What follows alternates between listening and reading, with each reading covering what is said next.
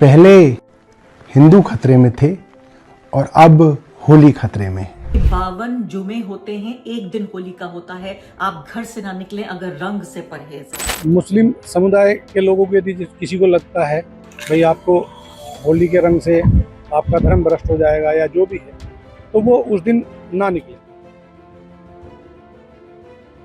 कानून व्यवस्था को बनाने वाले जो अधिकारी हैं वो पूरे तरीके से एक धार्मिक पहचान के साथ अपने काम को कर रहे हैं। जिसको समस्या हो रंग से वो देश छोड़ के चला जाए। जनाजा लेकर जो लोग निकल रहे हैं उन लोगों के ऊपर कीचड़ फेंकी जा रही है। इन मुस्लिम बुजुर्ग को किस तरह से जलील करने की कोशिश हुई, लाइव कैमरे पर इनके ऊपर रंग डाला गया। होली का त्योहार, रमजान की दीवार की वेशभूषा और आपके नाम को देखकर आपको नौकरी देने से इनकार किया जा रहा है तो आपको किराए का मकान नहीं मिलेगा। नरेंद्र मोदी के शासनकाल में ये पूरी जो जहरीली विचारधारा है ये इस हद तक बढ़ गई है। नमस्कार, द वायर में आपका स्वागत है। मैं हूं आरफा खानम शेरवानी। आप सोच रहे होंगे होली का त्योहार तो गुजर चुका, मैं क्यों होली पर यह कार्यक्रम आपके सामने यहां पेश कर रही हूं। इसकी सीधी वजह यह है कि होली का त्योहार जरूर गुजर चुका है, लेकिन देश ने जो भांग खा रखी है, धर्मांधता की, सांप्रदायिकता की, भारत के मुसलमानों को दूसरे दर्जे के एक नागरिक के तौर पर तब्दील करने की जो भांग खाई है, इस देश ने, इस सरकार ने, इस देश के बहुसंख्यकवादी जो मानसिकता है उसको समझना बहुत जरूरी है। और इसीलिए मैं यहाँ पर इतनी बड़ी बात आज ये कह रही हूँ कि 75 साल पहले जिस भारत का सपना देखा गया था, एक वो भारत जो किसी एक धर्म का नहीं है, सांप्रदाय का नहीं है, जाति का नहीं है, एक भाषा बोलने वाले लोगों का नहीं है। अलग अलग आधार पर बहुत सारी रेखाएं थी भारत में जो भारत के समाज को बांटती थी, और पूरी दुनिया में लोगों ने इस बात की भविष्यवाणी की थी। तमाम जो राजनीतिक विज्ञान के जानकार थे, जो ब्रिटिश जो हमारे ऊपर राज कर रहे थे, उन सब ने सोचा था कि भारत 2-4 साल भी नहीं चल पाएगा, क्योंकि इतनी सारी विभाजनकारी रेखाएं हैं कि भारत टूट जाएगा। लेकिन भारत ने हिम्मत दिखाई और पूरे दक्षिण एशिया में एक ऐसा देश बन के उभरा जिसने अपने को एक धार्मिक पहचान नहीं दी। 75 साल तक हमने सरवाइव किया, मैं कहूंगी थ्राइव किया। अंग्रेजी में थ्राइव यानी कि पूरे तरीके से हमने अपनी जो विभिन्नता है उसका एक जश्न मनाते हुए दिखाया कि अस्तित्व हमारा बच सकता है। हम सह अस्तित्व यानी कि को एग्जिस्ट कर सकते हैं अलग अलग धर्म के मानने वाले लोगों के बावजूद भी। लेकिन आज मुझे अफसोस के साथ ये सवाल पूछना पड़ रहा है कि क्या भारत में धर्मनिरपेक्षता का, लोकतंत्र का, उदारवाद का जो ये एक्सपेरिमेंट किया गया था, ये जो प्रयोग किया गया था, क्या ये प्रयोग नाकाम हो गया है, क्या फेल हो गया है? ये experiment of democracy, experiment of secularism, क्या भारत में ये फेल हो रहा है या फेल हो गया है? बहुत तकलीफ के साथ ये सवाल पूछना पड़ रहा है, क्योंकि पूरी दुनिया में आप ये देखिए जिस तरह से चर्चा हो रही है भारत में होली के मौके पर सांप्रदायिकता का जो नंगा नाच सड़क पे देखने को मिला है, जिसमें भारत की 20 करोड़ जो आबादी है उसको सीधे तौर पर जो सरकार है वो ये बता रही है मस्जिदें ढककर और लोगों को घरों के अंदर एक तरह से कैद करके उनसे कहा जा रहा है कि 52 जुमे होते हैं, एक दिन होली का होता है, आप घर से ना निकलें अगर रंग से परहेज है। यानी सीधे तौर पर यह कहना चाहती है भारत की सरकार कि अगर हम आपको प्रोटेक्ट नहीं कर सकते, हम आपको सुरक्षित नहीं रख सकते हुड़दंग मचाने वाले लोगों से, अराजकता फैलाने वाले लोगों से। और सीधे तौर पर जो राज्य है, जो स्टेट है, जो सरकार है, वो ये कह रही है उसका अपना एक धर्म है, क्योंकि प्रशासन को, पुलिस को भी पूरे तरीके से सांप्रदायिकता के, हिंदुत्व वाली जो मानसिकता है, जो सड़ी गली विचारधारा है, उसमें पूरे तरीके से उसको नहला दिया गया है, उसको भांग पिला दी गई है। और बताया जा रहा है न सिर्फ कि सरकार को बल्कि जो प्रशासन का सबसे महत्वपूर्ण जो लॉ एंड ऑर्डर, जो कानून व्यवस्था है, जिन लोगों पर उस कानून व्यवस्था को बनाए रखने और बचाए रखने की जिम्मेदारी है, उस कानून व्यवस्था को बनाने वाले जो अधिकारी हैं वो पूरे तरीके से एक धार्मिक पहचान के साथ अपने काम को कर रहे हैं। कई लोग मुझसे ये लगातार पूछते रहते हैं कि नरेंद्र मोदी तो 10 साल से सत्ता में है, 11वां साल भी उनको हो गया, ऐसा क्या है जो पहले नहीं हुआ जो अब हो रहा है? अब तो भारत को आदत पड़ गई है नरेंद्र मोदी जी के शासनकाल, उनके राज की, उनके शासन की। इसमें क्या बदल गया, मैं यही बताना चाहती हूं आज। इसीलिए इस कार्यक्रम को लेकर आपके सामने मैं पेश हुई हूं, ये बताना चाहती हूं कि आज वो हुआ है इस होली के मौके पर, वो होली जो हर साल आती है, वो रमजान जो हर साल आता है। ये कोई कुंभ का मेला नहीं है जो 144 साल में लगेगा, ये हर साल आने वाला त्योहार है। और बहुत बार ऐसा हुआ है, एक नहीं बल्कि कई बार ऐसा हुआ है कि रमजान में होली का त्योहार पड़ा है, और ये भी हुआ है कि जुमे के रोज होली पड़ी है। लेकिन जो नहीं हुआ अब तक इतिहास में, जो शर्मनाक है, वो ये कि किस तरह से जो प्लास्टिक लगाकर मस्जिदों को ढका जा रहा है, जो औरतें हैं, मुस्लिम औरतें, उनके ऊपर रंग डाला जा रहा है और मस्जिदों के सामने नाचा जा रहा है। जनाजा लेकर जो लोग निकल रहे हैं उन लोगों के ऊपर कीचड़ फेंकी जा रही है। उर्दू स्कूलों में जाकर वहां जो टीचर हैं उनको बेइज्जत किया जा रहा है। एक घटना हो तो मैं आपको बताऊं, जो नेता हैं उन्होंने जिस तरह से कहा कि जिसको समस्या हो रंग से वो देश छोड़ के चला जाए, भाजपा के नेता ये भी कहा कि जिसको समस्या हो रंग से वो अपने घर में बंद रहे। ये भी कहा गया कि जिसको समस्या हो रंग से मुस्लिम पुरुष तारपोलिन का बुर्का ओढ़ लें, ये ज्यादा अच्छा रहेगा। ये तमाम तरह के बयानात आ रहे हैं, उसी जो विषैली पूरी तरीके से जहरीली जो राजनीति है उसी के सबब आ रहे हैं। अब यहां अगर सिलसिलेवार तरीके से देखने की कोशिश करें तो पूरी अंतर्राष्ट्रीय मीडिया जिस तरह से देख रही है भारत में, जैसे मैंने कहा कि डेमोक्रेसी का जो एक्सपेरिमेंट है, जो प्रयोग हुआ था लोकतंत्र का, पूरी दुनिया इसका तमाशा देख रही है कि क्या वो नाकाम हो रहा है। क्या भारत, जहां की एक नहीं अब 2 तरह की जो मैं कहूंगी नागरिकता हो रही है, एक फर्स्ट क्लास सिटीजनशिप है जो कहा जा रहा है कि भाई भारत में जो बहुसंख्यक समुदाय है उसको दी जाएगी, और दूसरी तरफ दोयम दर्जे का नागरिक है भारत का मुसलमान। अगर एक तरफ एक जो बहुसंख्यक जो आबादी है, अगर उसका धार्मिक मौका है, कोई जश्न मन रहा है, उसका त्योहार है, तो वो अपने घर से नहीं निकल सकता। हमारे पास इतने उदाहरण हैं ये बताने के लिए कि भारत एक ऐसे मकाम पर आ चुका है नरेंद्र मोदी के शासनकाल में। ये पूरी जो जहरीली विचारधारा है ये इस हद तक बढ़ गई है कि पूरे तरीके से जो दोयम दर्जे, ये दूसरे दर्जे के नागरिक के तौर पर मुसलमानों को तब्दील किया जा रहा है। और भारत की मीडिया इतनी शर्मनाक, आप ये देखिए कि पूरी तरीके से यहाँ पे मैं देख रही हूं कि जो कहने की कोशिश हो रही है होली का त्योहार, रमजान की दीवार, ये एक बड़ा न्यूज नेटवर्क है जो इस बात को कह रहा है।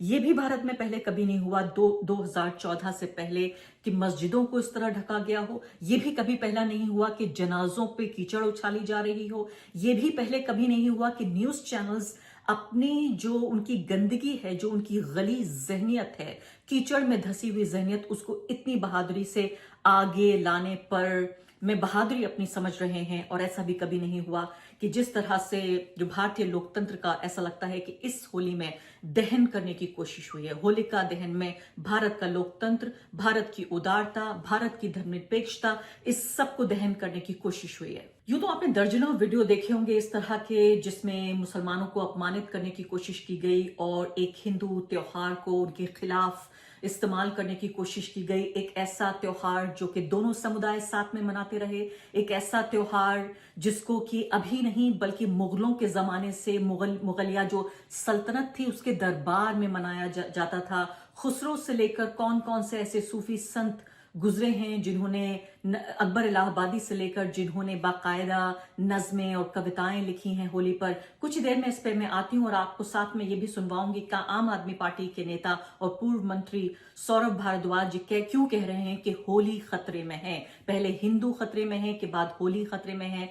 लेकिन इससे पहले आइए ये 2 वीडियोस मैं चाहती हूं कि आप इन दोनों वीडियो को जरूर देख लें।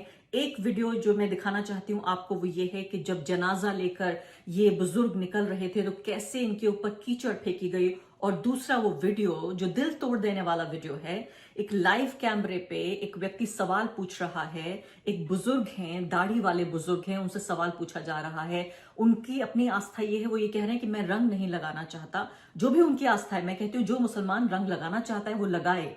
उसको कोई जरूरत नहीं है कि कोई उसके ऊपर फतवा जारी करे, लेकिन जो नहीं लगाना चाहता, ये उतनी आजादी एक लोकतंत्र में उस व्यक्ति को भी होनी चाहिए कि उसकी अगर धार्मिक आस्था के खिलाफ ये बात जाती है तो इसकी भी इजाजत हो कि वो ना लगाए। आप देखिए कि कैसे बेखौफ और बेधड़क होकर इन मुस्लिम बुजुर्ग को किस तरह से जलील करने की कोशिश हुई, लाइव कैमरे पर इनके ऊपर रंग डाला गया। हालत देखिए हमारी भी, हम भी जनाजे में जा रहे थे, एक जगह जानने वाले की मैयत। अच्छा, आप कहाँ जा रहे थे? आप सगुनिया जा रहे हैं। मैयत में आप नहीं जा रहे हैं, मिट्टी देने के 9 लिए। बजे टाइम आता है। फिर 9 बजे तक टाइम है। सर हरियाणा में दिया, फिर यहाँ दिया, यहाँ ये कौन सा अब बताइए कि मिट्टी हम लोग कैसे दे पाएंगे, जनाजा की नमाज कैसे बताइए पढ़ कैसे पाएंगे? Happy Holi, happy Holi, happy Holi, happy Holi. ये भी होली खेलेंगे, इनका पूरा समाज भी होली खेलेगा, ऐसे ही भाईचारा देश में चलेगा। और ये बहुत जरूरी संदेश है, मैं चाहती हूँ इस संदेश को आप जरूर सुने। सौरभ भारद्वाज, आम आदमी पार्टी के नेता और पूर्व मंत्री, जिन्होंने ये कहा कि हिंदू खतरे में हैं, किस तरह से बांटने की कोशिश हो रही है भाजपा और उसके जरिए जो प्रायोजित तमाम ताकतें हैं, तमाम फोर्सेस हैं, वो क्या करने की कोशिश हो रही है। हिंदू खतरे में है के बाद अब होली खतरे में है की बात हो रही है। इस बयान को आप उनके जरूर सुनिए और साथ साथ मैं चाहती हूं कि ये तस्वीर भी आप देखें, जो तस्वीर यहां पर मुर्शिदाबाद से आई है, पश्चिम बंगाल के, जिसमें एक तरफ लोग होली मना रहे हैं, दूसरी तरफ मुस्लिम बच्चे धार्मिक कपड़े पहनकर जुमे की नमाज पढ़ने जा रहे हैं। मैं नहीं चाहती थी कि आप आखिरी वक्त में बिल्कुल वीडियो को किसी एक बहुत बुरी सोच के साथ, एक नेगेटिव थॉट के साथ मैं आपको छोड़ के जाऊं। मैं चाहती हूं ये तस्वीर भी आप देखें और सौरभ भारद्वाज को सुनिए। और क्या हम ये उम्मीद करें कि इस सब के बाद जब भारत के लोकतंत्र को लेकर अब पूरे तरीके से मर्सिया उसका पढ़ा जा रहा है कि भारत का जो लोकतंत्र है वो पूरे तरीके से अब उसका जो एक्सपेरिमेंट है वो फेल हो रहा है। कम से कम एक धर्मनिरपेक्ष उदारवादी लोकतंत्र के तौर पर जिस तरह से हम भारत को समझते और देखते आए हैं, पूरे तरीके से हम देख रहे हैं कि कैसे उसकी कब्र खोदने की कोशिश हो रही है। कैसे हम उम्मीद करें आखिर कौन है वो आएगा जो भारत के लोकतंत्र को बचाएगा, उसके जो धर्मनिरपेक्ष उसका चरित्र है, उदारवादी जो उसका चरित्र है, उसकी रक्षा आखिर कौन करेगा। पहले हिंदू खतरे में थे और अब होली खतरे में। मैं इतने वर्षों से दिल्ली में हूँ, हर साल होली मनाई जाती है। मुझे आज तक नहीं लगा कि हमारा होली का त्यौहार खतरे में है। क्या हम लोग इतने कमज़ोर हो गए हैं या हम आज इतने डर गए हैं, डराए गए हैं कि हमें ये लगने लगा है कि हमारा हिंदुओं का त्यौहार होली आज खतरे में है। क्या ये संभव है?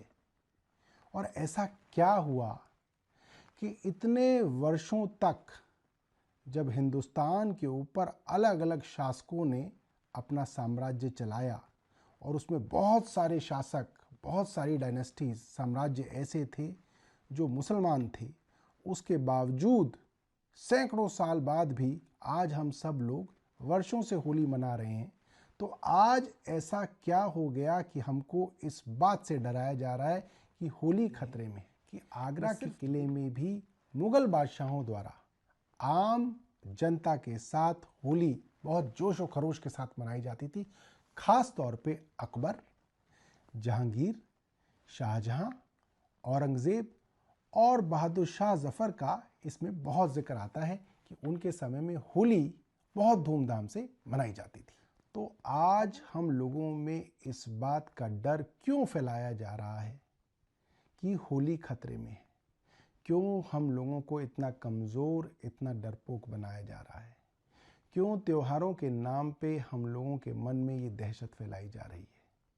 हम लोग जब इतने सैकड़ों साल के मुग़लों के शासन में, अंग्रेज़ों के शासन में इतने कमज़ोर नहीं हुए, तो आज हमें क्यों कमज़ोर किया जा रहा है?